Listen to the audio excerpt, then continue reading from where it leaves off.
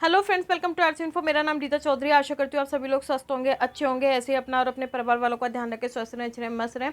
मेरा आपसे कहना ये एमसीक्यूज़ है एसजीपीजीआई एग्जाम के लिए। इसके अलावा अगर आप मेरा स्टडी मटेरियल पढ़ते हैं, चाहे वो एमसीक्यूज़ वाला हो चाहे वो आपका थ्योरी वाला हो, प्लीज़ उसे पढ़िए। साथ के साथ टेलीग्राम चैनल भी ज्वाइन करिए, क्योंकि आपके जितना भी क्वेश्चंस आएंगे इन 80 से 85% अगर आप मेरा टेलीग्राम चैनल के एमसीक्यूज़ करते हैं और यहाँ पर जो यूट्यूब पे है साथ के साथ जो थ्योरी पोर्शन करते हैं, तो यहीं से कवर हो जाएगा, आपको कहीं जाने की ज़रूरत नहीं पड़ेगी। लेकिन वही है कि सीरियसनेस दिखानी पड़ेगी, थोड़ा डेडिकेशन दिखाना पड़ेगा। अगर आप डेडिकेट होकर मेरा मटेरियल पढ़ते हैं तो मेरी गारंटी है कि 80 से 85% आपको यहीं से मटेरियल मिल जाएगा। तो देर ना करते हुए आज का वीडियो शुरू करते हैं। सबसे पहला क्वेश्चन है, which of the following is A tertiary filtration, कि इनमें से कौन सा टर्शरी फिल्ट्रेशन है। तो यहाँ पर मैंने दिया हुआ है, सेकेंडरी फिल्ट्रेशन में आता है coagulation, flocculation and sedimentation, and tertiary filtration में आता है सैंड फिल्ट्रेशन एंड क्लोरीनेशन। तो यहाँ पे इसका जो आंसर क्या होगा, ए सैंड फिल्ट्रेशन, क्योंकि यहाँ पे टर्शरी फिल्ट्रेशन का एग्जाम्पल क्या है, सैंड फिल्ट्रेशन एंड क्लोरीनेशन, और ये तीनों किसके हैं, सेकेंडरी फिल्ट्रेशन के। नेक्स्ट क्वेश्चन है, dialysis disequilibrium syndrome most commonly occur in, dialysis disequilibrium syndrome most commonly किन में होता है, सीवियर मेटाबॉलिक एसिडोसिस वाले पेशेंट में, या फर्स्ट फ्यू डायलिसिस सेशन में। जैसे कि कोई पेशेंट हमारे पास आया और अगर हम उसकी डायलिसिस पहली बार करा रहा है या दूसरी बार करा रहे हो, दैट टाइम अगर हम उसकी डायलिसिस 1.5-2 घंटे की ना करके 3-3, 4-4 घंटे की कर देते हैं, तो मोस्ट प्रोबेबली चांसेस है कि वो पेशेंट डीडीएस में जाए। तो जो इसका आंसर है वो क्या होगा, D, both A and B. Next question है, macromolecules deposit uniformly on pore walls is called. देखो मैक्रोमोलिक्यूल्स जो कि जो पोर वॉल्स है उस पर यूनिफॉर्मली डिपोजिट होते हैं, मतलब कि कोई ऐसा नहीं है एक लाइन में अगर कोई चीज़ जा रही है तो वो क्या हो जाएगी, यूनिफॉर्म। अगर कोई ऐसे जा रही है कि एक सीधा जा रहा है एक टेढ़ा जा रहा है, तो दैट इज कॉल्ड अनयूनिफॉर्मली। तो यहाँ पर क्या बोल रहा है कि यहाँ पे यूनिफॉर्मली जा रहा है, मतलब एक लाइन में कोई चीज़ जा रही है, मैक्रोमोलिक्यूल डिपॉजिट हो रहे हैं पोर बॉल्स पे एक लाइन में, यूनिफॉर्मली डिपॉजिट हो रहे हैं, तो इसे हम क्या बोलेंगे, तो इसको हम बोलेंगे स्टैंडर्ड ब्लॉकिंग। यहाँ पर देखिए मैंने बकायदा दिया हुआ भी है कि कौन सी कंप्लीट ब्लॉकिंग है, कौन सी स्टैंडर्ड ब्लॉकिंग है, तो आप पढ़ सकते हैं। नेक्स्ट क्वेश्चन है, which substance dissolve in large quantity in water and cause severe pruritus, nausea and fatal ventricular fibrillation. तो इसका जो आंसर होगा वो क्या होगा, फ्लोराइड। इसका ये क्या पूछ रहा है कि ऐसा कौन सा सब्सटेंस है जो कि अगर बहुत ज़्यादा मात्रा में पानी में मिल जाता है तो उसकी वजह से खुजली हो जाए, मतलब इचिंग हो जाए, नोजिया हो जाए, या फैटल वेंट्रिकुलर फिब्रिलेशन हो जाए, तो वो क्या है, फ्लोराइड। अगर फ्लोराइड पानी में बहुत ज़्यादा मिल जाता है तो ये प्रूराइटिस, नोजिया, वेंट्रिकुलर फिब्रिलेशन के चांसेस बढ़ जाते हैं। नेक्स्ट क्वेश्चन है, which of the following material are use for high temperature application. इनमें से कौन सा मटेरियल ऐसा है जो कि हाई टेम्परेचर पे भी यूज़ किया जा सकता है, तो वो मटेरियल कौन सा है, सिरेमिक। ठीक है, तो आप यहाँ पर भी इसको देख पाएंगे, इसमें थोड़ा सा मैंने अलग से भी दिया हुआ है, तो ये आप पढ़ सकते हैं। मैं इसलिए नहीं बोल रही हूँ, अगर आपको नहीं समझ में आए तो कमेंट्स में लिखिएगा, मैं अलग से आपको टेलीग्राम चैनल पे ज़रूर समझा दूंगी, क्योंकि यहाँ पे इतना टाइम नहीं होता, इसलिए मैं टाइम वेस्ट ना करते हुए मैंने यहाँ पे दे दिया है। देन क्या पूछ रहा है, how much should be the pump pressure of incoming water on reverse osmosis membrane in water treatment system in haemodialysis. तो देखिए यहाँ पे कुछ लोग मुझको अभी ये पूछ रहा है कि जो प्रेशर है पंप का इनकमिंग वाटर का डायलिसिस में जो रिवर्स ऑस्मोसिस सिस्टम होता है, तो वो पंप प्रेशर कितना होना चाहिए हीमोडायलिसिस वाटर ट्रीटमेंट सिस्टम में। अब यहाँ पर कुछ लोग मुझे बोलेंगे कि मैडम 30 to 40 PSI होना चाहिए ऐसे। तो देखिए ये 30 to 40 PSI तब होगा जब पानी जो है कैसे आ रहा है, हीमोडायलिसिस यूनिट में। जनरली हीमोडायलिसिस यूनिट में क्या मतलब जो नॉर्मली आ रहा है, जैसे कि MCD एरा से या फिर ऐसे नॉर्मल आ रहा है, तो वो 30 to 40। लेकिन ये यहाँ पे वो पूछ रहा है, रिवर्स ऑस्मोसिस सिस्टम हमारी अलग से होता है, आपने देखा होगा आरओ मेम्ब्रेन होती है, तो उस आरओ मेम्ब्रेन पे जो पानी पड़ रहा है, ठीक है, वो प्रेशर कितना होता है, तो वो प्रेशर होता है 200 to 250 PSI। इसी के एवज में अगर रिजेक्ट वाटर का पूछता है तो वो 70 से 75 70 to 75 PSI होता है, ठीक है, तो ये ध्यान रखिएगा। How much percentage of waste infectious produce in hospital, कितना वेस्ट जो है इन्फेक्शियस वेस्ट जो है हॉस्पिटल प्रोड्यूस करते हैं, तो वो है 45% इन्फेक्शियस वेस्ट जो है वो हॉस्पिटल प्रोड्यूस करते हैं। नेक्स्ट क्वेश्चन है why are biomedical waste so dangerous, biomedical waste जो है बहुत ज़्यादा डेंजरस क्यों है, ठीक है, तो इसका सिंपल आंसर है they expose us to disease. Biomedical waste से अगर कोई भी पर्सन एक्सपोज होता है तो वो क्या क्रिएट करता है, डिफरेंट डिफरेंट टाइप की बीमारी क्रिएट करता है, इसलिए बायोमेडिकल वेस्ट जो है काफ़ी डेंजरस है।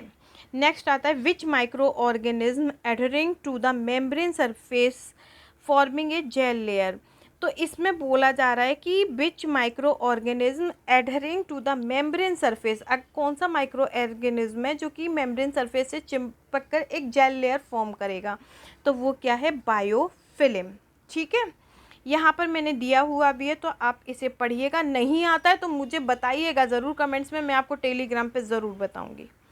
नेक्स्ट आता है how much average hospital waste produce per bed per day in government hospital, तो ये बोल रहा है कि कितना हॉस्पिटल वेस्ट जो है गवर्नमेंट हॉस्पिटल में पर बेड से कितना हॉस्पिटल वेस्ट जो है निकलता है, ठीक है, कितना निकलेगा एवरेजन, तो वो कितना होना चाहिए 0.5 से 5 to 4 kg, मतलब 500 कैसे बोलेंगे 500 ग्राम से 4 kg तक वेट पर बेड के लिए निर्धारित किया गया है, इससे ज़्यादा वेट नहीं जाना चाहिए गवर्नमेंट हॉस्पिटल में पर बेड से।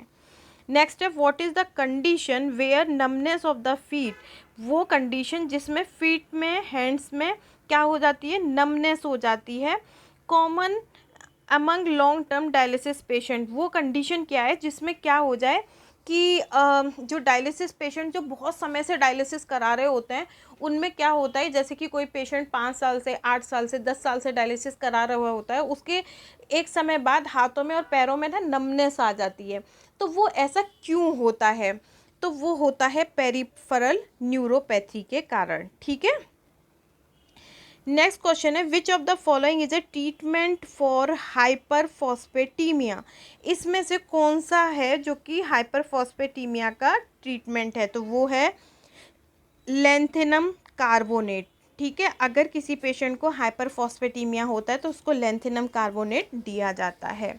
नेक्स्ट है normally protein with a molecular weight higher than 65 K dalton are retain in the plasma, ठीक है, some small size protein is filter through the kidney by which of the following mechanism, देखिए normally जो protein है जिसका molecular weight क्या है 65 Dalton है, वो क्या कर जाती है प्लाज्मा में रिटेन कर जाती है, लेकिन कुछ स्मॉल साइज प्रोटीन जो है फिल्टर होती हैं किडनी के द्वारा, उस मैकेनिज्म को क्या बोला जाता है, तो वो मैकेनिज्म जिसमें के अंदर प्रोटीन जो है स्मॉल साइज प्रोटीन जो है वो किडनी से क्या होती है फिल्टर होती हैं, उसको क्या बोलते हैं एंडोसाइटोसिस, और एंडोसाइटोसिस का इस वीडियो के एंड होने पे मैंने दिया हुआ है तो आप उसको पढ़ सकते हैं, ठीक है। नेक्स्ट क्वेश्चन है in the presence of vasopressin the greatest fraction of filter water is absorb in, मतलब ये क्या बोल रहा है कि वासोप्रेसिन की प्रेजेंस में, ठीक है, greatest fraction of filter water is absorb, मतलब बहुत ज़्यादा जो फ्रैक्शन है फिल्टर वाटर का वो कहाँ एब्जॉर्ब होता है, तो इसका आंसर क्या है कलेक्टिंग डक्ट। नेक्स्ट है the rate of filtration in the kidney depends upon, rate of filtration जो होता है किडनी का वो किस पे डिपेंड करता है, तो रेट ऑफ फिल्ट्रेशन जो होता है वो ग्लोमेरुलर परमेबिलिटी पे, ऑनकोटिक प्रेशर पे एंड कैपिलरी हाइड्रोस्टेटिक प्रेशर पे। अब ये क्या होते हैं, देखिए हम आपने देखा होगा हमारा ग्लोमेरुलस, ठीक है, ग्लोमेरुलर परमेबिलिटी ये वुमेन कैप्सूल हो गया, यहाँ पर ये हमारा ग्लोमेरुलस हो गया। अब परमेबिलिटी क्या होती है कि कितनी अच्छे तरीके से कोई चीज़ बहे किसी, ठीक है, तो जितना अच्छे तरीके से ग्लोमेरुलर से फिल्ट्रेशन बहेगा तो वो क्या कहलाती है ग्लोमेरुलर परमेबिलिटी, कितनी अच्छी है ग्लोमेरुलस परमेबिलिटी। दूसरी चीज़ क्या है हाइड्रोस्टेटिक प्रेशर जो है, जो ब्लड है, जितनी भी लिक्विड चीज़ें होती हैं उन पे हमारे यहाँ पे ब्लड पे हाइड्रोस्टेटिक प्रेशर लगता है, जो कि क्या करता है, फिल्ट्रेशन को बढ़ावा देता है। दूसरी चीज़ यहीं पे इस साइड पे क्या होता है, एक ऑनकोटिक प्रेशर लगता है। ये ऑनकोटिक प्रेशर किसी भी लिक्विड पे नहीं, ये ऑनकोटिक प्रेशर स्पेशली प्रोटीन पे लगता है। इसी वजह से जो प्रोटीन है वो जनरली यूरिन में नहीं जाती, ठीक है। खासकर ये एल्ब्यूमिन और ग्लोबुलिन प्रोटीन के लिए रहता है, खासकर पर्टिकुलरली एल्ब्यूमिन प्रोटीन के लिए बोला जाता है। तो अगर ये तीनों प्रेशर अच्छे तरीके से काम कर रहे हैं तो फिल्ट्रेशन भी काफ़ी अच्छे तरीके से होता है। तो रेट ऑफ फिल्ट्रेशन डिपेंड करता है इन्हीं तीनों के ऊपर। अगर ऑनकोटिक प्रेशर हट जाएगा तो इट मीन्स प्रोटीन आना शुरू हो जाएगी। ग्लोमेरुलर परमेबिलिटी अच्छी नहीं होगी तो फिल्ट्रेशन अच्छा नहीं होगा।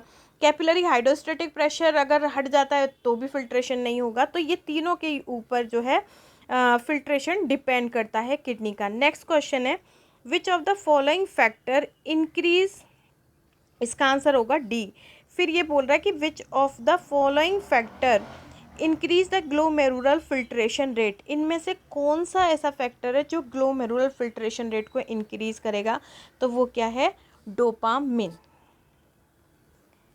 देन आते हैं, most common kind of kidney stone occurs as a result of chemical reaction causes urine to crystallize. Most common kind मतलब मोस्टली जो स्टोन होते हैं किडनी के, वो केमिकल रिएक्शन की वजह से केमिकल रिएक्शन का परिणाम होता है, जिसमें यूरिन में क्रिस्टलाइज हो जाता है। मतलब यूरिन में क्रिस्टल दिखाई देंगे, अगर आप माइक्रोस्कोप से देखेंगे तो आपको बाकायदा क्रिस्टल दिखाई देते हैं। तो ये जो अगर यूरिन में क्रिस्टल दिखाई देना शुरू हो जाते हैं, तो ये पूछ रहा है कि which type of stone makeup the majority of those that develop, किस प्रकार के स्टोन की वजह से यूरिन में ये क्रिस्टलाइज हो जाता है, हमारा यूरिन जो क्रिस्टल है वो दिखाई देते हैं। तो मेनली ऐसा जो है वो कैल्शियम स्टोन की वजह से होता है। तो इसका आंसर क्या होगा, सी। यहाँ पर मैंने दिया हुआ है, kidney stone are more common in man women, ये सारा तो आप पढ़ सकते हैं। मैंने बताया ना कि अगर कहीं पे दिक्कत होगी तो आप मुझे बताइएगा, मैं ज़रूर बताऊंगी। How frequently should subjective global assessment be complete on CKD patient. तो ये क्या बोल रहा है कि कैसे फ्रिक्वेंटली जो सब्जेक्टिव ग्लोबल असेसमेंट है वो कंप्लीट होता है CKD पेशेंट में, कब कब और कैसे।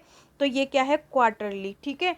क्वार्टरली आपको CKD पेशेंट का जो है ग्लोबल असेसमेंट नीड होता है। मतलब ग्लोबली, मतलब CKD पेशेंट में मतलब क्वार्टरली आपको देखना है कि उसमें क्या मतलब चल रहा है, किस तरीके से पेशेंट की बॉडी का जो टेस्ट वगैरह होता है उसके थ्रू हम ये मेज़र करते हैं। तो ये इसका आंसर जो होता है वो क्या है, how frequently so subjective global assessment जो दी गई है वो कंप्लीटेड ऑन CKD पेशेंट। तो ये इसका आंसर जो होता है ये है क्वार्टरली। नेक्स्ट है, when a patient on haemodialysis for monthly lab review. एक ये कह रहा है कि जब एक कोई पेशेंट जो है हीमोडायलिसिस पे रह रहा है मंथली लैब रिव्यू पे, एंड ड्यूरिंग द रिव्यू, मतलब मंथली उसके टेस्ट कराए जा रहे हैं और ड्यूरिंग मंथली, और अचानक वो ये देखता है वो पेशेंट कि उसकी जो एल्ब्यूमिन लेवल है वो 2.6 ग्राम पर DL हो चुका है। तो वो क्या बोलता है डॉक्टर को कि मैं एवरी डे जो है, पर डे जो है एक ही मील लेता हूँ।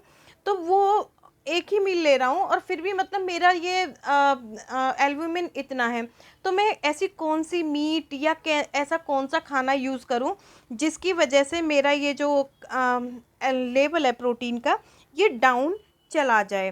तो इसका जो आंसर होगा वो क्या होगा, C. Chicken, fish, beef, egg, soybean and quinoa. इसके अगर वो पेशेंट इन सबको फॉलो करता है, इस टाइप के खाने को, तो उसका जो प्रोटीन लेवल है वो थोड़ा नॉर्मल होगा। देन वो बोल रहा है कि how much blood do kidney filter daily, कितना ब्लड जो है किडनी फिल्टर करती है डेली में। तो देखिए इसका जो आंसर है वो क्या होगा, ए।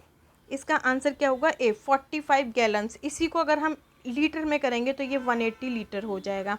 कहीं कहीं पे 45 गैलन की जगह 50 गैलन भी होगा, तो प्लीज़ उसको टिक करिएगा, ठीक है। 45 हो या 50 हो आप करिएगा, और अगर लीटर में हो तो 180 लीटर, ठीक है ना। यहाँ पर मैंने एंडोसाइटोसिस का दिया हुआ है, तो आप चाहें तो इसको पढ़ सकते हैं कि एंडोसाइटोसिस क्या होता है। नॉर्मली इसमें लिखा हुआ है small protein can be filter through the kidney.